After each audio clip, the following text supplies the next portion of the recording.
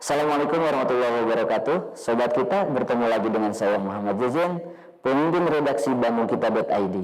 Pada kesempatan ini saya akan berbincang bersama salah seorang narasumber, yaitu seorang pejabat muda di Pemkab Bandung Barat. Beliau adalah Pak Amir Mahmud, yaitu Kasubag Pengelola Layanan Pengadaan Barang dan Jasa ULP Kabupaten Bandung Barat. Terus saksikan video ini dalam talkshow kita hanya di bandungkita.id.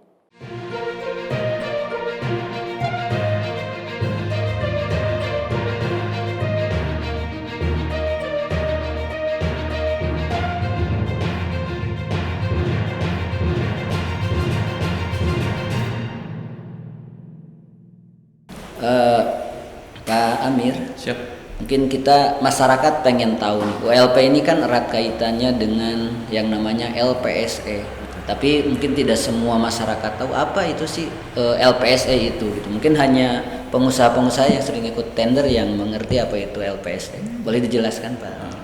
Untuk LPSE itu kan sebenarnya sistem, suatu sistem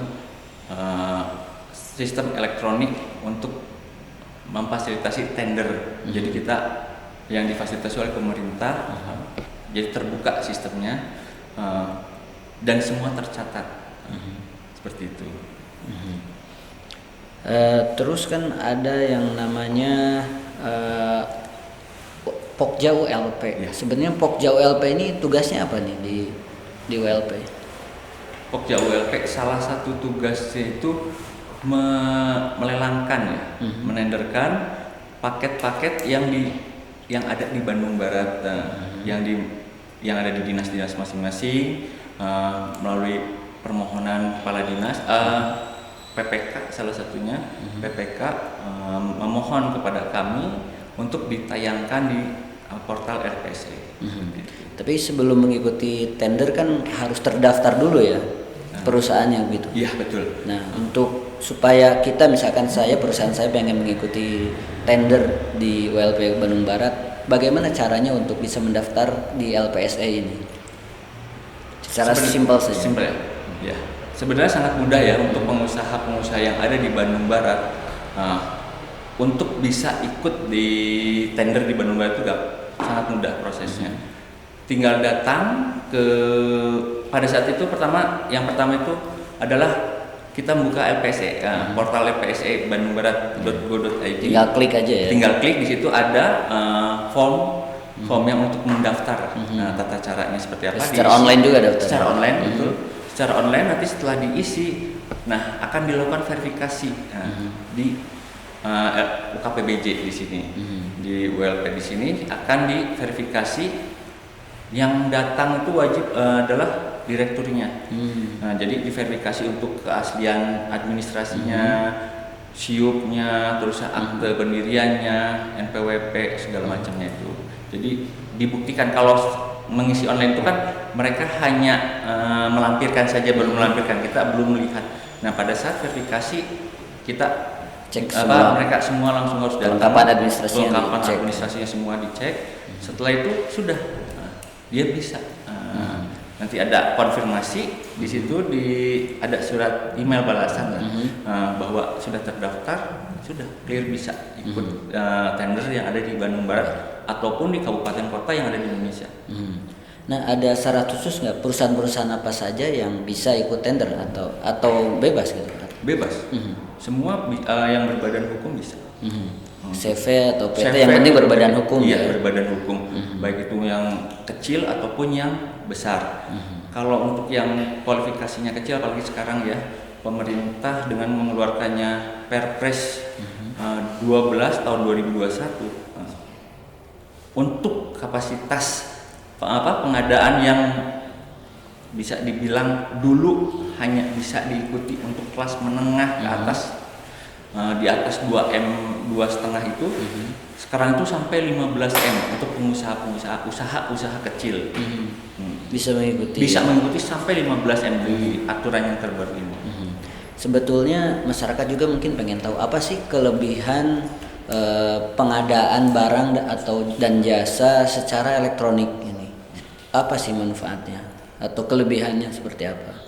Kelebihannya yang paling mudahnya itu kita bisa melihat semua dapat, semua masyarakat dari menengah ke bawah sampai yang itu pun bisa melihat semuanya di situ, bisa terbuka itu tendernya, bisa diikuti oleh siapapun. Tahu ada apa pekerjaan apa saja yang bisa diikuti. Gitu. Ya betul. Apa yang sedang ditayangkan seperti itu. Nah, jadi kelebihannya itu kalau melalui sistem itu. Tapi dengan dibuka secara online berarti kan bisa diakses oleh seluruh perusahaan ya, betul. Tidak hanya di Bandung Barat. Betul sekali. Tapi mungkin dari seluruh Indonesia. Iya betul. Nah itu kan kadang suka ada keluhan ya, pejabat lokal pengusaha lokalnya ya tidak terakomodir. Sebetulnya ada kebijakan khusus nggak atau siapa saja memang sistemnya seperti itu, tidak melihat domisilinya di mana? Tidak, memang tidak melihat ya dia untuk domisilinya ada di kota tersebut. Jadi ini semua seluruh memang Indonesia terbuka ya? memang terbuka benar-benar. Seluruh Indonesia di Indonesia ini semua kabupaten kota dapat mengikuti. Pengusaha-pengusaha yang ada di situ. Nah, terus dalam tender kan ada yang disebut HPS ya, harga perkiraan sendiri. Nah, ini kira-kira bagaimana mekanisme penentuan HPS ini? Bagaimana caranya? Kan mungkin muncul angkanya sekian ratus juta atau sekian M. Ini bagaimana mekanisme untuk menentukan harga itu? Sebenarnya ini kan ranahnya ada di PPK, pembuatan HPS ini PPK. Nah, PPK bisa melalui bisa dibilang survei lah, survei harga. Apa yang sebelumnya itu dia akan menenderkan apa, misalkan barang, dia bisa survei dulu ke pasar, harganya seberapa, harga satuannya, harga terbaru ya, terakhir. Berarti bisa dibilang di sini bukan hanya melihat standar biaya yang dikeluarkan oleh bupati, tapi mereka diwajibkan untuk melihat harga pasar. Apakah harga pasar yang ada sekarang ini lebih tinggi atau tidak? Nah, seperti itu. Jadi yang patokan adalah hasil survei itu. Hasil survei. Yang menentukan HPS ini siapa tadi? PPK. PPK itu pejabat pembuat komitmen yang ada di dinas masing-masing. Kalau kegunaan HPS ini apa sih sebetulnya sehingga harus ditetapkan HPS gitu? Jadi kegunaannya supaya begini ya, HPS itu kan supaya kita tahu harga satu pulpen itu berapa sebenarnya, biaya yang ada di HPS itu berapa, dan kita lihat pasar. Nah, kenapa mungkin orang akan bertanya kenapa harga di HPS lebih tinggi? Kadang begitu ya. Karena di sini kan harga pasar itu berapa ditambah dengan keuntungan perusahaan, pengusaha ya, dan udah include di situ jadi plus pajak. Nah itu jadi harus sudah mempertimbangkan PPK pada saat membuat HPS itu sudah mempertimbangkan keuntungan dan pajak. Jadi bukan hanya harga tapi keuntungan pajak. Iya, sehingga memang di situ sudah include keuntungan buat si pelaksana itu ya. Iya betul. Nah selanjutnya kalau kita sudah mendaftar di LPSE, administrasi sudah memenuhi. Nah, bagaimana caranya supaya kita misalkan perusahaan kita ini bisa mengikuti tender yang ditayangkan di WLP Kabupaten Bandung Barat? Bagaimana caranya? Cukup pengusaha tersebut yang sudah terdaftar, yang sudah terdaftar sudah mendaftarkan di LPSE, itu tinggal melihat, memantau di LPSE tersebut apakah kita misalkan mau lihat LPSE Bandung Barat, kita buka LPSE Bandung Barat.go.id itu di situ ada yang sedang ditayangkan, paket-paket apa saja yang sedang ditayangkan. Nah, tinggal pengusaha tersebut melihat mau yang mana yang sesuai dengan kemampuan kita, kemampuan perusahaan itu. Jadi seperti itu. Sangat mudah sebenarnya buat pengusaha-pengusaha terutama Bandung Barat ya, pengusaha lokal mengikuti untuk mengikuti tender yang ada di Bandung Barat sebenarnya sangat mudah. Tinggal bagaimana kita melakukan penawarannya tersebut ya, memasukkan dokumennya. Terkadang di situ kan ada, nanti setelah kita klik di situ ikut, di situ ada syarat-syarat apa saja yang harus diikuti, yang harus dilengkapi. Kalau secara singkat, bagaimana sih proses tender dari awal sampai akhir? Berapa lama biasanya?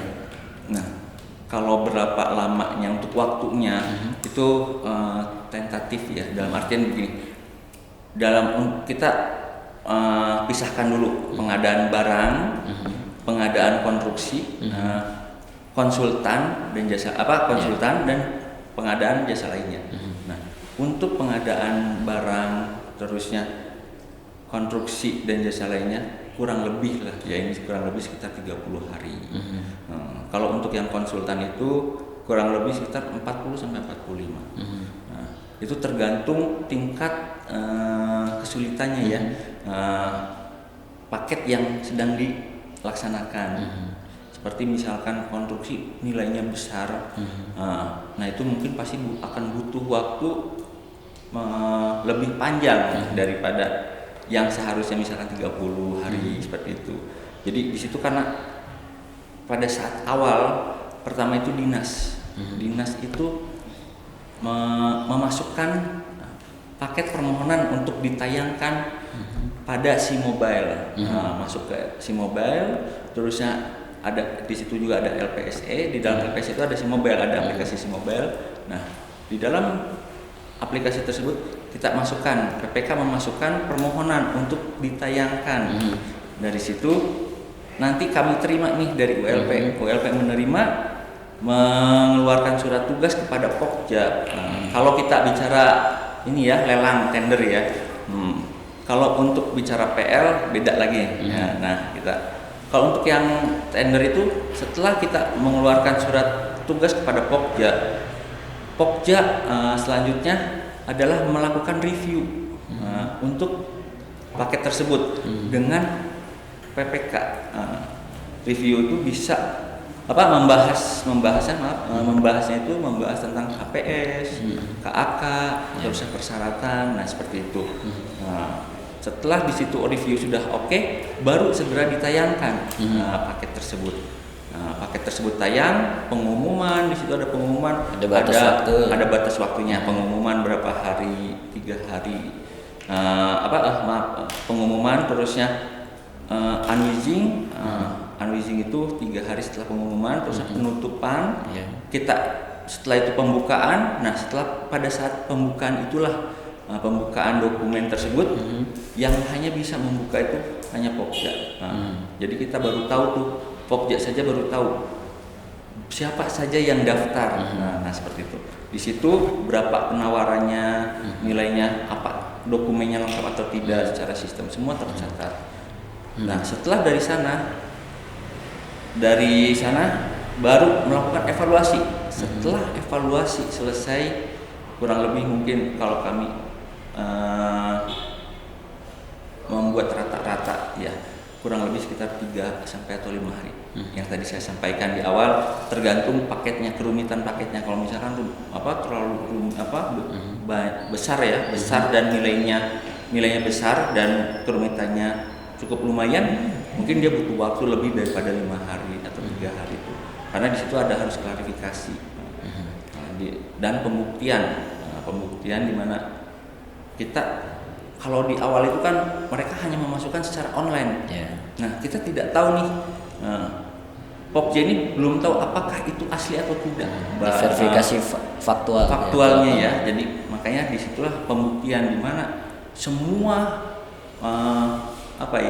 bisa dibilang apa yang diupload pengusaha ke dalam sistem dibuktikan secara faktualnya pada saat pembuktian. Jadi walaupun banyak nanti bisa berguguran dengan sendirinya ya. Betul. Kalau misalkan perusahaannya tidak ada, kantornya tidak ada. Nah, seperti itu bisa dibilang seperti itu. Tapi kalau lebih banyaknya itu administrasinya dia tidak lupa melampirkan. Otomatis sudah gugur di awal. Sudah termasuk itu, sudah otomatis gugur di awal. Tapi kalau untuk yang pembuktian ini semua yang lolos, dievaluasi administrasi, teknis, dan penawaran.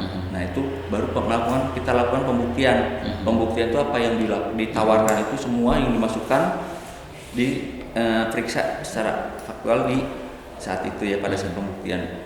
Keasliannya ada atau tidaknya, kadang kan ada yang bisa dibilang scan cuman apa ya, bisa diedit lah ya, seperti itu dokumennya seperti itu. Nah itu bisa kan ketahuan kalau aslinya. Kalau secara elektronik tidak kelihatan lah ya, kurang kelihatan mungkin, tapi kalau misalkan itu kita bisa lihat keasliannya. Setelah dari situ baru kita, setelah dari pembuktian tersebut kita tetapkan pemenang.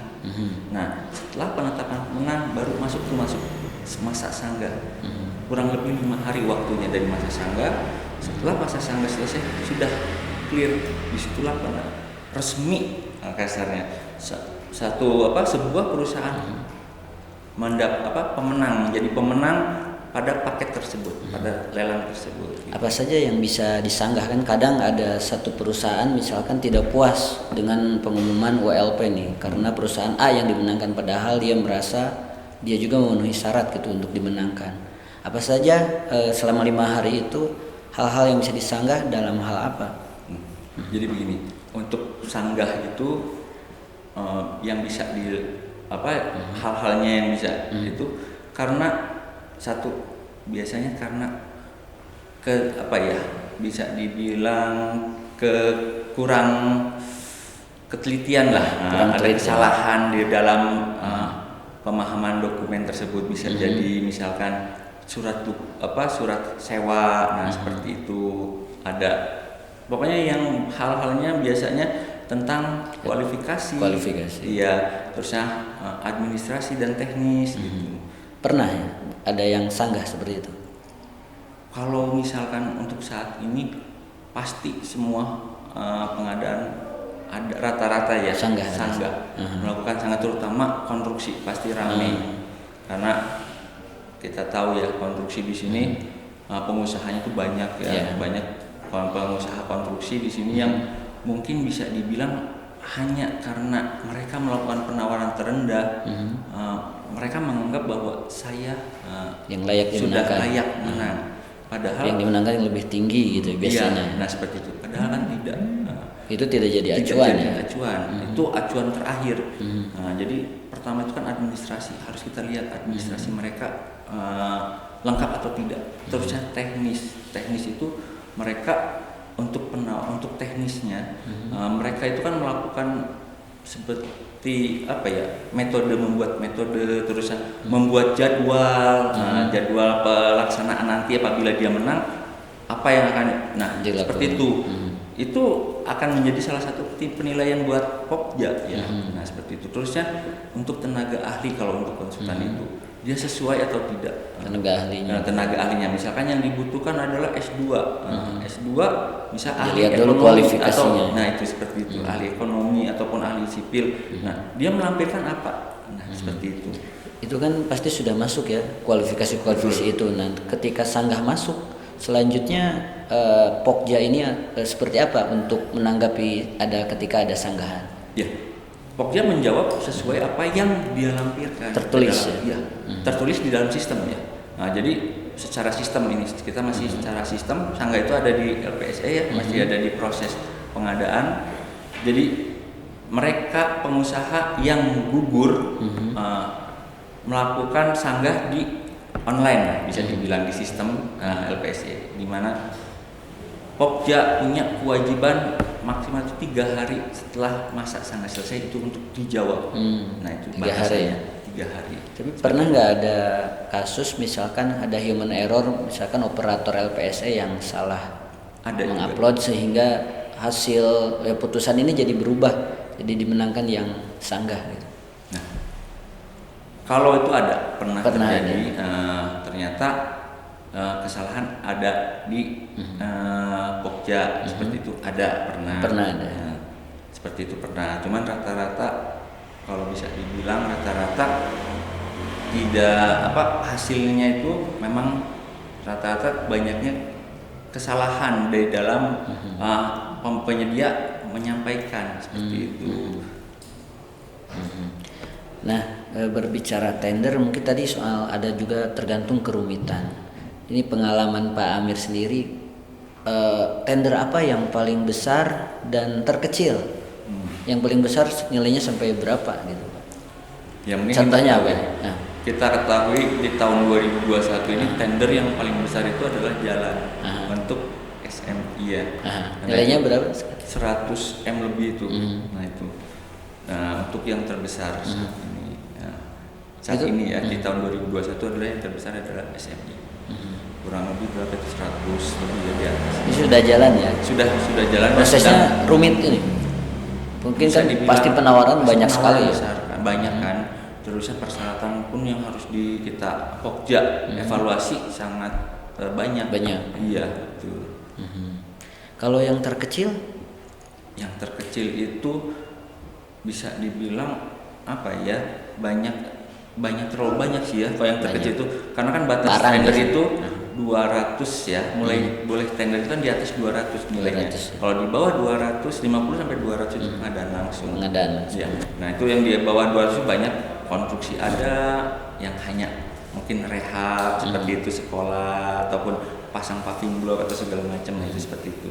Kalau untuk konsultannya biasanya kajian-kajian yang mudah-mudah lah seperti itu. Kalau untuk barang bisa dibilang rata-rata dilakukan melalui e-katalog. Untuk elektronik ataupun mebler itu biasanya melalui e-katalog. Pak Amir, tahun 2020 lalu kan media sempat menayangkan berita yang cukup menghebohkan, ada pengusaha atau mungkin dari perusahaan yang ngamuk-ngamuk kabarnya di Pemda karena tidak puas dengan hasil pengumuman WLP gitu. Mungkin ini kejadian ini juga pernah beberapa tahun sebelumnya. Nah, bagaimana cara ULP supaya putusan yang disampaikan ini memang terkesan benar-benar transparan, tidak ada tanda kutip ya kong kali kong atau main mata, sehingga sempat ramai itu media memberitakan ada yang ngamuk-ngamuk karena tidak puas seperti itu. Nah, begini, kita harus pisahkan dulu ranah bagian pengadaan mana dan ranah PPK di mana.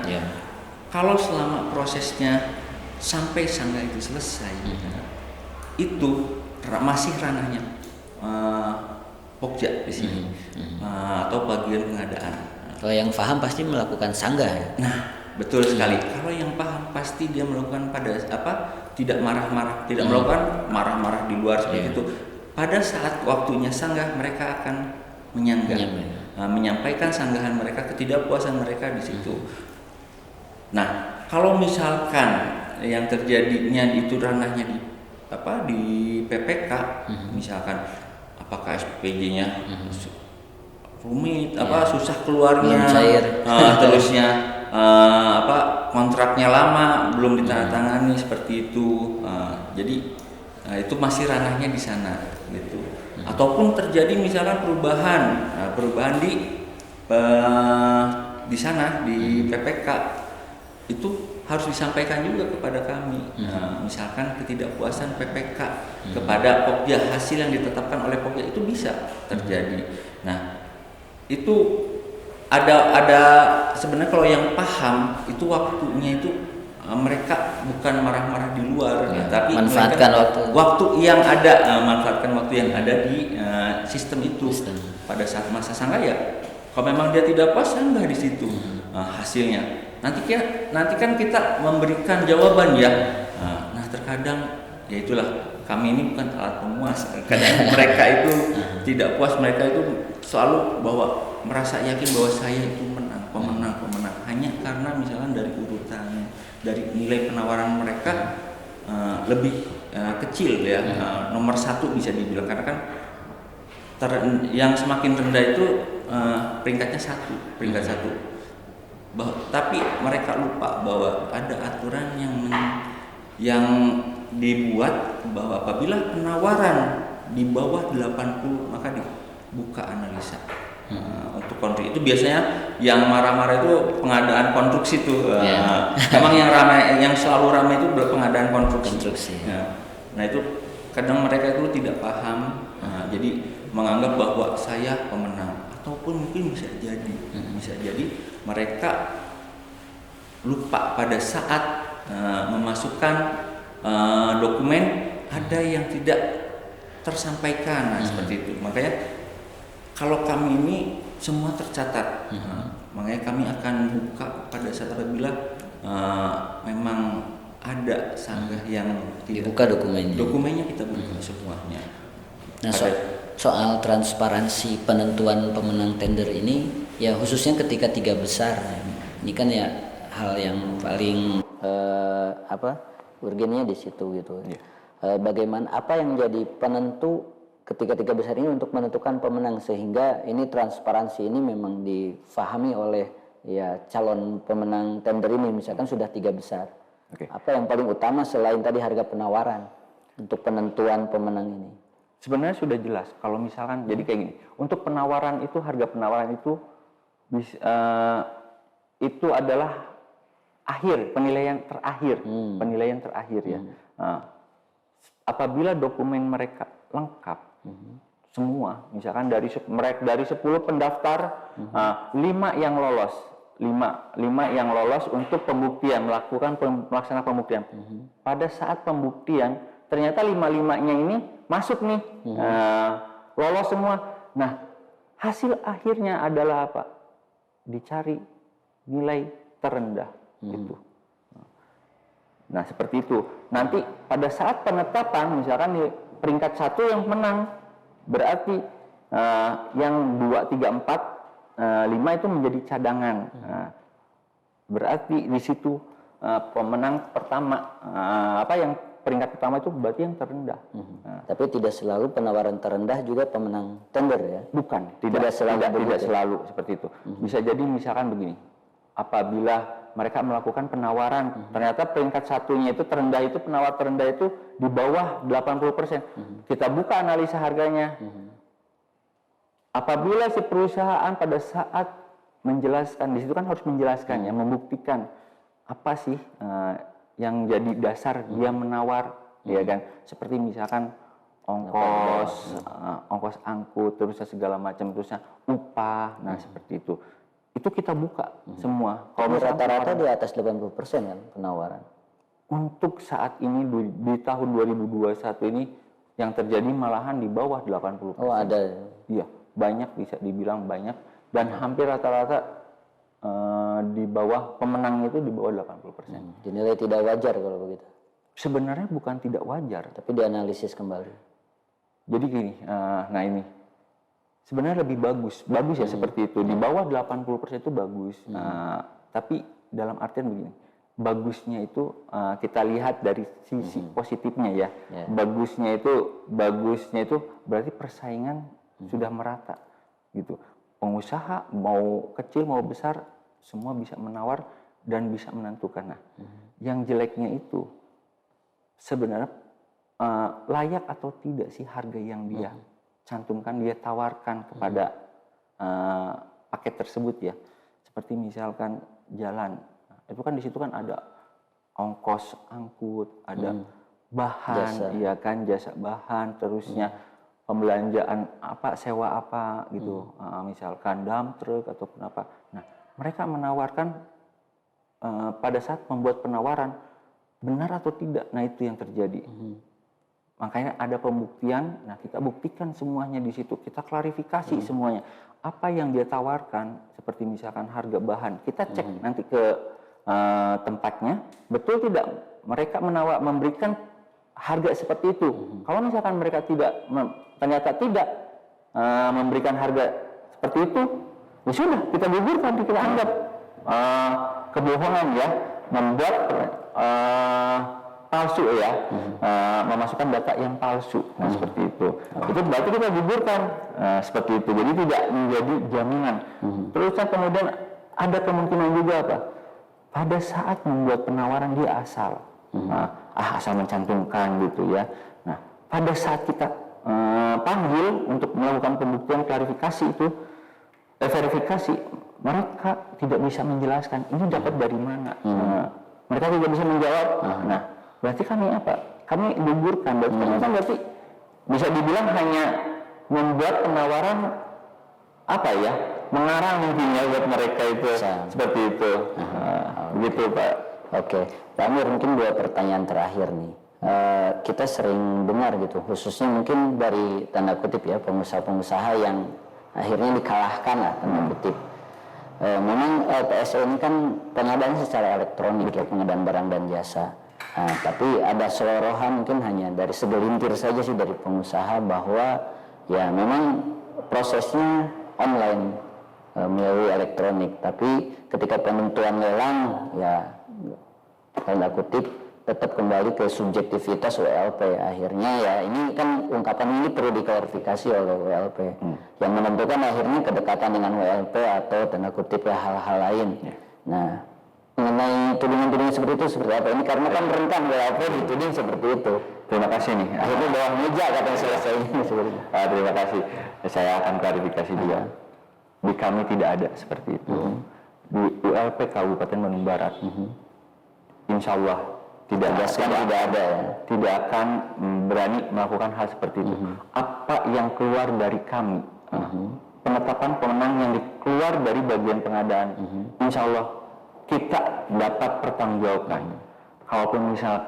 Kalaupun nanti misalkan bicara pahitnya ada yang mengajukan PT-UN, kami siap. Kami akan buka semuanya di situ, bukti-bukti apa saja yang mereka upload. Pada akhir itu, pada saat awal nanti apa yang dia upload kita akan keluarkan semuanya.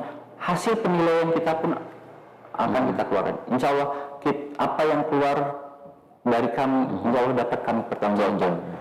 Dan kami pun siap terbuka. Kami pun siap. Seperti misalkan kayak BPK, kami selalu memberikan akses.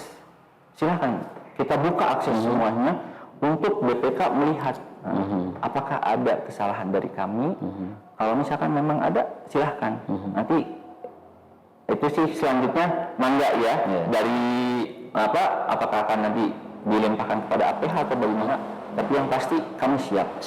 Dan saya yakini bahwa di ULP Bandung Barat tidak akan melakukan hal-hal seperti itu. Sudah diklarifikasi itu. Ya, terima kasih. Yang terakhir boleh dijelaskan secara singkat mengenai salah satu inovasi WLPKBB yaitu aplikasi SIM-Mobile. Ini fungsinya apa dan kelebihannya apa nih supaya warga KBB dan juga masyarakat ya para pengusaha juga mengetahui apa ini SIM-Mobile ini. Jadi SIM-Mobile ini sebenarnya sudah ada di tahun 2016, itu pertama berdiri itu 2016. 2017 itu sudah ada, cuman bahasanya dulu itu DUPAS ya, dokumen online dan Pokja Assignment. Nah, kenapa kita membuat aplikasi tersebut adalah salah satunya itu kan kalau dulu tuh masih sistem inking. Di situ kita sering dianggap bahwa kami membocorkan dokumen. Tapi kami di sini pun ada juga kemungkinan si pengirim mengcopy itu semua datanya, ya kan? Nah seperti itu, makanya akhirnya itu salah satu dasar kita membuat aplikasi itu, aplikasi DUPAS. Nah itu, jadi supaya tidak ada kecurigaan lagi. Jadi kalau misalkan ada kebocoran cukup dua, yaitu PPK atau Pokja. Nah di sini dua kemungkinan. PPK bisa jadi, kenapa bisa jadi di PPK? Karena kan sekarang PPK bisa saja memerintahkan stafnya seperti itu, tapi ternyata yang diperintahkan tidak amanah. Mungkin dia ambil dulu tuh, dia copy dulu dokumen tersebut, bisa jadi seperti itu. Jadi itu biar lebih mempersempit ruang kemungkinan yang terjadi untuk kebocoran. Jadi dokumen itu aplikasi tersebut sudah ada sejak dulu, namanya DUPAS. Nah, cuman beriring waktu ada bisa penyempurnaan dokumen aplikasi tersebut sehingga berubah menjadi SIM-Mobile karena di situ ada kelebihannya. Jadi kelebihannya itu dari SIM-Mobile adalah dia punya penilaian kinerja pengusaha. Di situ ada penilaian kinerja pengusaha, terusnya ada lagi ada vendor manajemen sistem. Jadi kita tahu, buat pengusaha tahu, dan kita pun terbuka. Pengusaha mana saja yang memang sudah terdaftar di Bandung Barat. Terusnya yang kedua, yang di blacklist. Mana yang di blacklist itu? Karena di situ ada penilaian kinerja pengusaha yang dilakukan oleh PPK. Jadi setiap selesai paket dikerjakan, PPK wajib memberikan penilaian di situ, puas atau tidak. Nah itu. Jadi buat apa ya? Bisa dibilang buat PPK yang lain yang ada di Bandung Barat sebagai acuan bahwa perusahaan si A tidak baik, kurang bagus penilaiannya, ya kan? Penilaiannya ternyata dari PPK lain itu kan nanti kan ada ratingnya. Nah, PPK lain bahwa ini penilaian si A ini tidak bagus, berarti tidak usah dipakai. Itu bisa salah satunya untuk penilaian tersebut ya digunakan oleh PPK. Nah, terusnya selanjutnya itu untuk vendor sistem itu perusahaan tersebut sudah berapa kali sih mendapatkan paket di Bandung Barat ataupun di mana? Terutama di Bandung Barat ya untuk paket tersebut. Nah itu seperti itu penilaiannya. Untuk kelebihannya dari situ. Kalau yang lainnya sama ya. Makanya dan kita pun bisa dibilang kita pernah zaman dulu itu kita itu pernah mendapatkan award. Kebetulan ada award ya waktu itu untuk aplikasi ini tahun 2017 yang dilakukan oleh provinsi yaitu Kominfo Award. Nah kita mendapatkan juara 1 lomba inovasi bidang TIK. Nah melalui aplikasi tersebut yang pada saat itu masih Bupas ya masih Bupas. Nah, itu. Jadi seperti itu Pak Kang. Oke, itulah tadi obrolan menarik saya dengan Pak Amir Mahmud mengenai seluk-beluk mengenai pengadaan barang dan jasa, tender lelang, penunjukan langsung dan sebagainya. Itulah tadi, mudah-mudahan obrolan saya tadi dengan Pak Amir Mahmud ini sangat bermanfaat khususnya bagi para pengusaha muda yang mau ikut tender di Bandung Barat. Silahkan, kata Pak Amir itu terbuka, tidak hanya terbatas perusahaan-perusahaan di Bandung Barat, tapi perusahaan-perusahaan di seluruh Indonesia asal memenuhi syarat.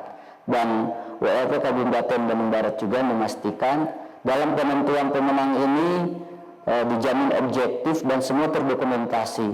Jadi tidak ada istilah kong kali kong atau main mata seperti itu. Terima kasih Sobat Iya, boleh saya menambahkan ini ya? Siap, boleh. Untuk pengusaha Bandung Barat, pengusaha lokal Bandung Barat dan UMKM Bandung Barat. Bandung Barat, insya Allah Bandung Barat di tahun 2022 akan mengeluarkan salah satu aplikasi di mana untuk pengusaha lokal Bandung Barat yang benar-benar berdomisili Bandung Barat, tidak perlu takut, tidak bisa ikut yang namanya membangun ya, tidak bisa berpartisipasi membangun Bandung Barat ataupun ikut tender ataupun apa. Kami akan membuatkan satu aplikasi di mana pengusaha Bandung Barat, pengusaha lokal terutama pengusaha lokal Bandung Barat dan UMKM bisa berpartisipasi di Bandung Barat untuk mengikuti pengadaan yang ada di Bandung Barat. Kita tunggu aja tahun 2022. Iya, tapi coming soon itu 2022 dan sedang disiapkan, regulasinya juga sedang digodok oleh PMK Bandung Barat. Terima kasih sobat kita, sekali lagi sampai jumpa dengan saya Muhammad Jejen pada tema-tema dan obrolan berikutnya yang lebih menarik. Terima kasih. Wassalamualaikum warahmatullahi wabarakatuh. Waalaikumsalam. Terima kasih.